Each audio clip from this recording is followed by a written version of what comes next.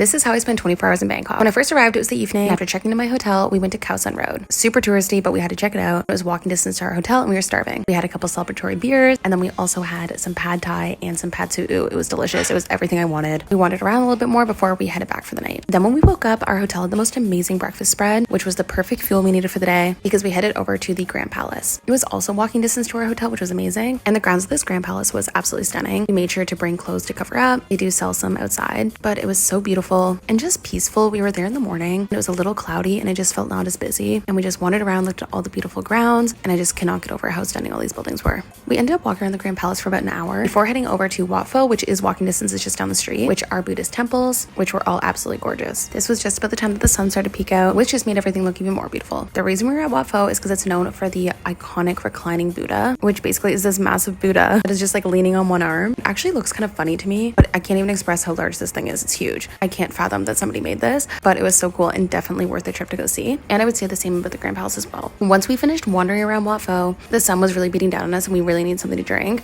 So we just walked across the street and ended up getting some like iced frappe situation, which was so yummy. It really hit the spot because we were dying. It was so hot. And then we just wandered randomly. We went along the water for a little bit and then we just kept wandering around and we actually found the flower market, which was so beautiful. Just wandering aimlessly is one of my favorite things to do in a new city. But that's all we did in our 24 hours in Bangkok. Now it is time to head on to our next destination and I'll see you there.